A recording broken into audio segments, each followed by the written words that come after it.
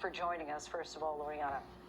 Thank you so much. Just even hearing those stories is getting my heart racing of the anxiety I'm going through. I can imagine. So you're triggering. I'm sorry, go ahead. I was saying it's triggering a lot of PTSD for me for the health complications that I've had.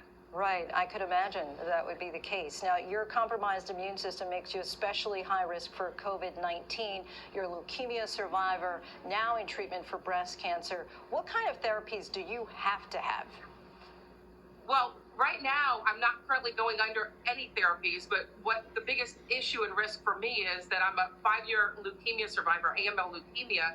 I had a bone marrow transplant. I don't have my own DNA, and I have a habit of actually rejecting some blood transfusions. Fast forward 5 years later, I was diagnosed with breast cancer, likely due to the full body radiation to save my life.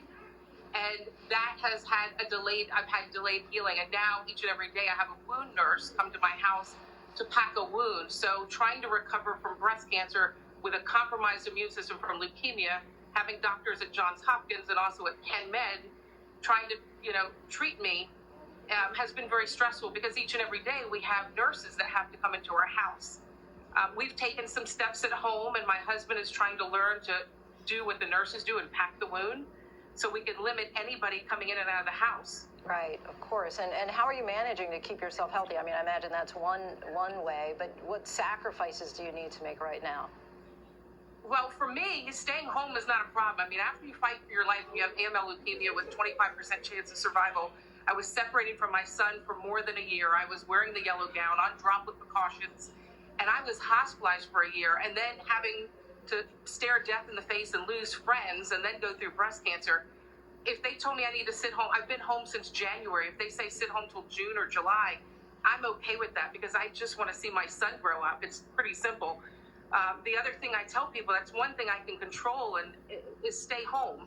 The other thing is, and I said this from when I was diagnosed with leukemia, is what I call the 3 Ps of armoring up for life. That's prepare, present, prevail.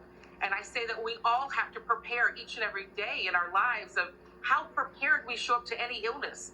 It may not be COVID, it could be cancer, whatever it may be. So we can all present well to our medical team and then position ourselves to prevail. And so all I can say is each and every day, despite my low energy levels, despite the depression, despite the fears, I work out.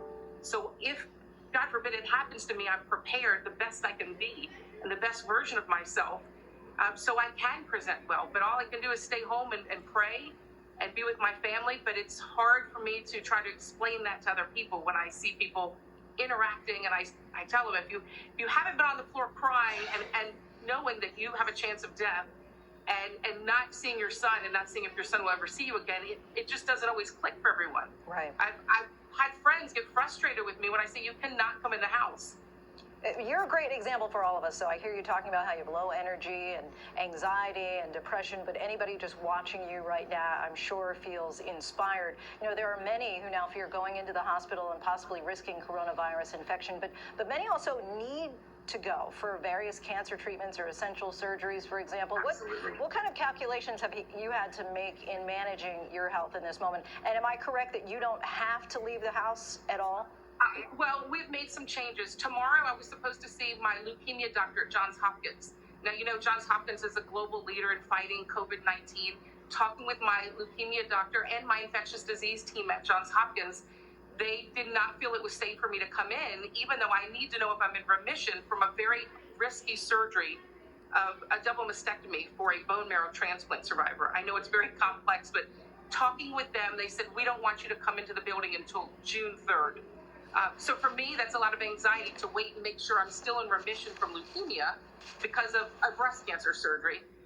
The other steps we've taken is teaching my husband to do the wound packing so we can eventually not have nurses come into the house. They're heroes and they're amazing, but they have 8 other patients throughout the day. And also my appointment next week with my Penn medicine doctor, my surgeon, a breast cancer surgeon, will be a telemedicine appointment.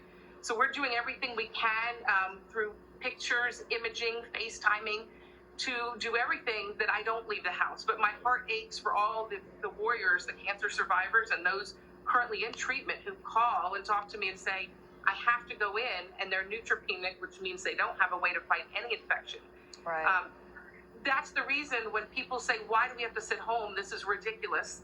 I realize there's a financial impact, but when you're talking about lives that you can save by staying home, it's huge. I would and imagine it's people like me. I would imagine that you are giving people new perspective and new reason to stay at home just by hearing and seeing you. Well, Loriana, thank you so much, and we wish you continued health. Thank you. We're now going to bring in our friend, Dr. Richard Besser, former acting director of the CDC and longtime medical voice here at ABC. He now runs the Robert Wood Johnson Foundation. Always great to have you on, Dr. B. Nice to be here, Lindsay. What an inspiring story that was. What an inspiring story indeed. We'd like to talk to you a bit about the tricky balancing act that hospitals are doing as they try to battle coronavirus while also dealing with other typical ailments